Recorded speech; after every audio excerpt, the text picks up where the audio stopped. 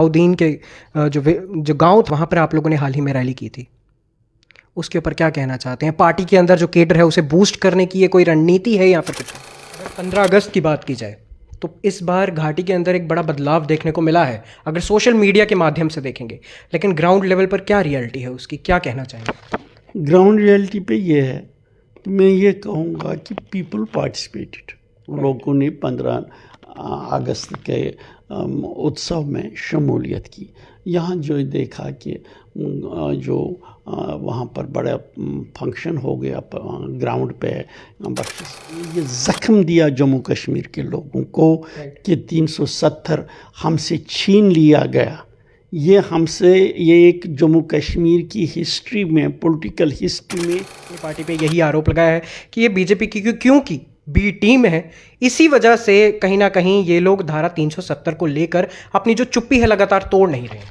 क्या जवाब देना चाहिए? वाई डू यू से कि हमने चुप्पी नहीं तोड़ी? तो हम पेटिशनर कहीं नहीं थे, तो वह हमारा प्रेजेंस वहाँ दिखाना, वो सिर्फ प्रेजेंस बराए प्रेजेंस था। कश्मीरी सियासतकारों की अगर बात की जाए तो वो लगातार अपनी पार्टी। नमस्कार, द टाइपराइटर में आप सभी का स्वागत है। इस वक्त हमारे साथ एक ऐसी शख्सियत मौजूद है जो 2 बार कैबिनेट मिनिस्टर रह चुके हैं और इसी के साथ एक बार लेजिस्लेटिव असेंबली के भी मेंबर रह चुके हैं। हम बात कर रहे हैं गुलाम हसन मीर जी की। जनाब, बहुत बहुत स्वागत है आपका, अपना कीमती वक्त हमें देने के लिए। बताइए, शुक्रिया आपका। आप आए, बताइए क्या पूछना चाहते हैं। जी जनाब, सबसे पहले इधर उधर की बात ना करते हुए अहम एक, आप ऐसी शख्सियत हैं जो फाउंडर मेंबर्स हैं अपनी पार्टी के, और इसी के साथ आज आप एक दिग्गज नेता तो हैं ही, लेकिन जिस तरीके से अहम मसला चल रहा है धारा 370 को लेकर, उसमें किसी तरीके की कोई किसी भी तरीके का कोई रुख आपने नहीं दिखाया है फिलहाल। ऐसा क्यों? हाँ। कश्मीरी सियासतकारों की अगर बात की जाए तो वो लगातार अपनी पार्टी, बिल्कुल जिस वक्त अपनी पार्टी वजूद में आई जी, उस वक्त ये हो चला था सुप्रीम कोर्ट में जो रिट्स वगैरह, क्योंकि हम पेटिशनर कहीं नहीं थे, तो वह हमारा प्रेजेंस वहाँ दिखाना, वो सिर्फ प्रेजेंस बराए प्रेजेंस थी।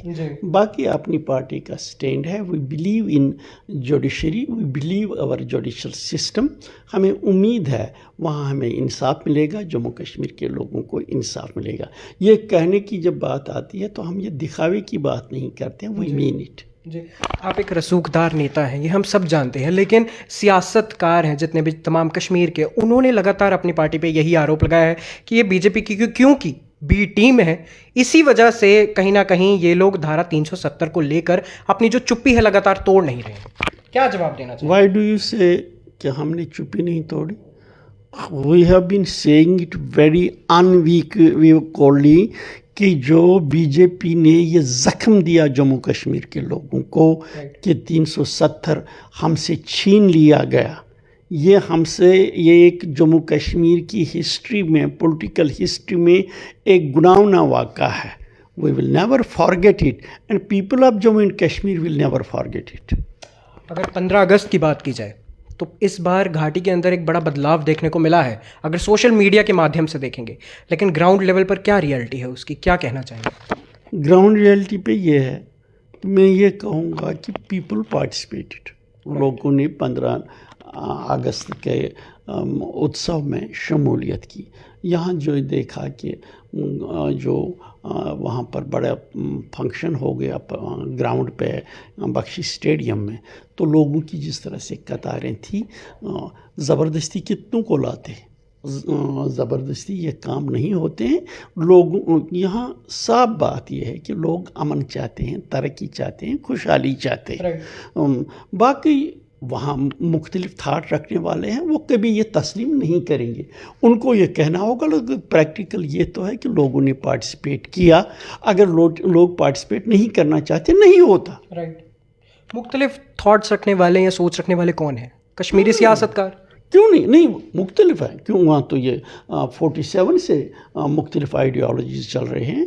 वो मुख्तलिफ आइडियोलॉजीज़ वालों का अपना सोच है, लेकिन इस वक्त का जो सोच है, सभी निकले, खुशी से निकले। जी, आने वाले वक्त में आपको क्या लगता है कि जम्मू कश्मीर की मांग है चुनाव, जिस तरीके की प्रेजेंट सिनेरियो को हम देख रहे हैं, जिस तरीके से नकारा जा रहा है चुनावों को केंद्र द्वारा, किस तरीके की हलचल जम्मू कश्मीर आगे फेस कर सकता है, क्या लगता है आपको? देखिए, इलेक्शंस हिंदुस्तान जो दुनिया में माना जाता है बड़ी डेमोक्रेसी, राइट, तो जम्मू कश्मीर के लोगों को इस हक से महरूम रखना किसी भी सूरत में अच्छा नहीं है।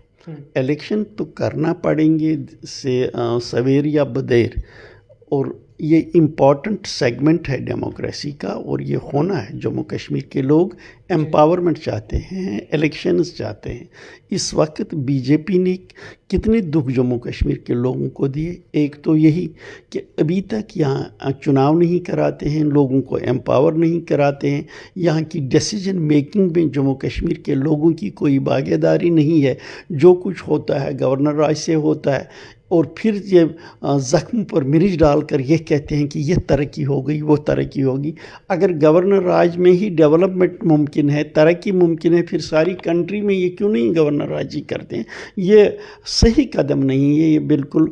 दूसरा, जो बीजेपी सरकार ने जम्मू कश्मीर के लोगों के साथ नाइंसाफ़ी की है, जुल्म किया है, वो है स्टेट से यूटी का दर्जा देना। और अपनी पार्टी हमेशा ये कहती रहेगी कि हमें फौरी तौर स्टेट का दर्जा मिलना चाहिए। स्मार्ट मीटर्स की जहाँ तक बात है, क्या सोचते हैं उन्हें लेके? देखिए, अपनी पार्टी का एक स्टैंड क्लियर है जी। जम्मू कश्मीर के लोगों के जहनों पे यह बात डाली गई है कि यहाँ से पावर पैदा किया जा रहा है और वो मुल्क की दूसरी रियासतों को जा रहा है और हमको परेशान रखा जा रहा है। हमारा ये मानना है कि इससे दूरियां बढ़ती हैं सेंटर और स्टेट रिलेशनशिप्स में। इस दूरी को पाटने की ज़रूरत है। हमने इसके लिए ये सोचा है कि जम्मू में समर में प्रॉब्लम्स होती हैं, विंटर में कश्मीर में प्रॉब्लम्स ज़्यादा होती हैं। तो हमने कह दिया है if we come to the power, हम जम्मू में समर में 500 यूनिट फ्री देंगे, चाहे अमीर होगा चाहे गरीब होगा। इसी तरह कश्मीर के अंदर 300 यूनिट समर में फ्री देंगे और विंटर में वहाँ 500 यूनिट फ्री देंगे, क्योंकि वहाँ सर्दियों का तूफ़ान होता है, लोग सफ़र कर रहे हैं। जब लोगों को बिजली की सहूलियत मैसर होगी तो एक जो तासुर पैदा करने की जाती है दूरियों के, वो दूर हो जाएगा। फिर मीटर लगे या न लगे, जब पैसा न देना हो, मुफ्त आ जाए, तो मीटर लगने और न लगने का क्या फ़र्क पड़ता है। सिंस जो डिपार्टमेंट है, कंसर्न डिपार्टमेंट है, उनके द्वारा एक बयान दे दिया गया है कि स्मार्ट मीटर्स लगाने ही पड़ेंगे, इसके पीछे कोई दो राह नहीं है। लेकिन स्टिल जो लोग हैं वो कहीं ना कहीं इसको अपोज कर रहे हैं, लोग इसकी खिलाफत कर रहे हैं और रोड्स पर हैं। क्या सलाह देना चाहेंगे या राय देना चाहेंगे जम्मू कश्मीर के लोगों को? मुझे यह है कि गवर्नमेंट ने, मैंने कहा ना, गवर्नमेंट शुड फॉलो कि किसी भी तरीके से ऐसा कोई कदम नहीं उठाना चाहिए जिससे लोग पसंद न करते हो। जी जनाब, पार्टी लाइन से हटकर एक सवाल है मेरे मन में। INDIA अलियांस की बात चल रही है 2024 के लिए, क्या मत है अपनी पार्टी का उस पर? देखिए, क्या सोचते हैं? देखिए, मैं आपको बताऊं, जम्मू कश्मीर की सिचुएशन जो है, पॉलिटिकल, जोग्राफिकल एक्स्ट्रा, ये हमेशा निर्भर करती है मरकज़ी सरकार पर। बिल्कुल। जो मरकज़ में सरकार आए, अपनी पार्टी कोशिश करेगी उसके साथ ऐसी रिलेशन रखना जिससे यहाँ जम्मू कश्मीर तरक्की करे। कोई भी सरकार वहाँ हो, वहाँ अगर इंडिया की सरकार आए, we will be having good relations with them.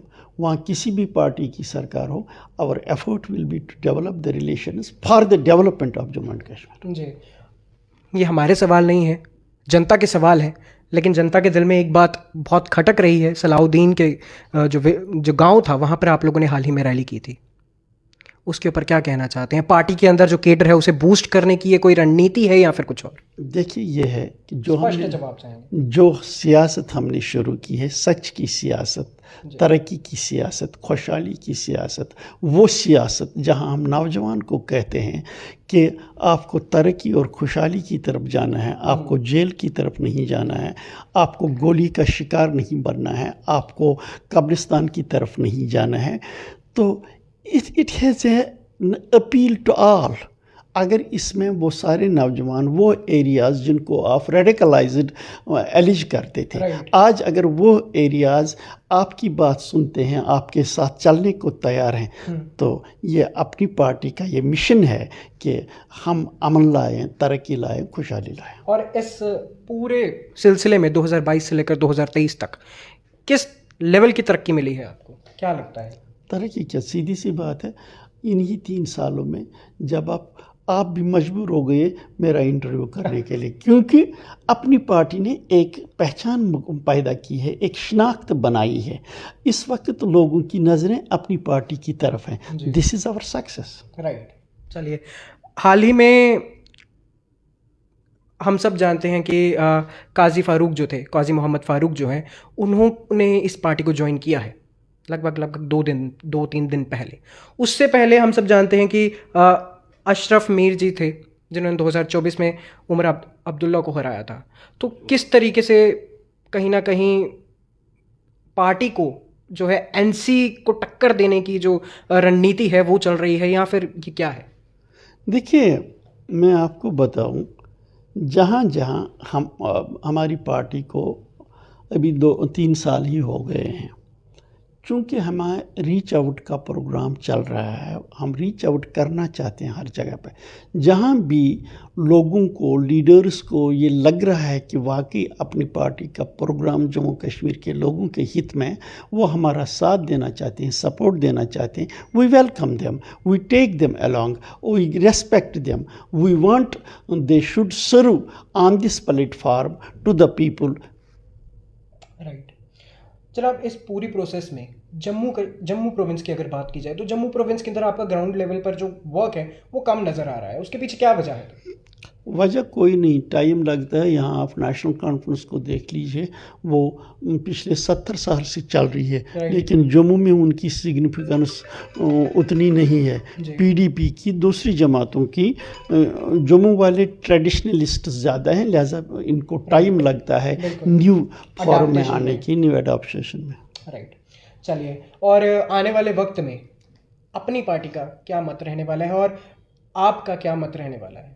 सियासी मैदान कौन सा रहने वाला है? नहीं, सियासी मैदान क्या, सियासी मैदान हम चाहते हैं कि जम्मू कश्मीर के लोगों को जो डिसएम्पावर किया गया है, इनको एम्पावर करने की ज़रूरत है। यहाँ इलेक्शंस करने की ज़रूरत है, लोगों को बाइख्तियार बनाने की ज़रूरत है, ऐसी सरकार बनाने की ज़रूरत है जो यहाँ की इश्यूज़ को सॉर्ट आउट करे। यहाँ सबसे बड़ी प्रॉब्लम जो है वो नौजवानों की है। एक ज़माने में नौजवानों को गोलियों का शिकार बनाया गया, जेलों की जीनत बनाया गया, कब्रिस्तान का रास्ता दिखाया गया, उससे हट के। लेकिन अब हमारे नौजवानों को ड्रग्स की तरफ लिया जा रहा है, उनकी ज़िंदगियों को दूसरे तरीके से ख़त्म किया जा रहा है। ये बड़ा एक इशू है जिसको दूर करना है। इसी तरह यहाँ अनएम्प्लॉयमेंट का इशू है, अनएम्प्लॉयमेंट को एड्रेस करने की ज़रूरत है। और अनएम्प्लॉयमेंट को यहाँ ट्रेडिशनल पॉलिटिकल पार्टीज़ हमेशा सरकारी नौकरियों की बात करते हैं। सरकारी नौकरियाँ अपनी जगह पे सही है, लेकिन वो हर बंदे को नहीं मिल सकती है। लेकिन एम्प्लॉयमेंट अपॉर्चुनिटीज़ क्रिएट करने की ज़रूरत है, इन्वेस्टमेंट की लाने की ज़रूरत है, तभी तो यहाँ हो गए। तीसरी बात, जब हम अनएम्प्लॉयमेंट की बात करते हैं, तरक्की की बात करते हैं, खुशहाली की बात करते हैं, तो इसके साथ आता है पीस, वायलेंस फ्री। तो हमारी ये कोशिश होगी कि जम्मू कश्मीर के लोगों को हम ये इस वक्त भी बता रहे हैं कि वायलेंस किसी भी सूरत में जम्मू कश्मीर के लोगों के हित में नहीं है। पीस में डिविडेंड्स है, पीस में तरक्की है, पीस में खुशहाली है। हम ये पैगाम पहुँचाना चाहते हैं और इसी पर अमल करना चाहते हैं। चलिए, तो आप सभी ने देखा क्या कहना है गुलाम हसन मीर जी का। तमाम जम्मू कश्मीर के जो युवा हैं उनके लिए सिर्फ एक राह है, वो राह है तरक्की की। और तमाम जो लोग हैं जो उन्हें गुमराह कर रहे हैं उन सब से बचकर ज़रूर रहना है, क्योंकि अगर अपनी पार्टी मैदान में उतरी है तो वो सिर्फ और सिर्फ जम्मू और कश्मीर की खुशहाली के लिए और डेवलपमेंट के लिए उतरी है। आप ऐसी ही तमाम अपडेट्स के लिए बने रहिए हमारे साथ। मैं हूं प्रशांत सरीन, द टाइपराइटर।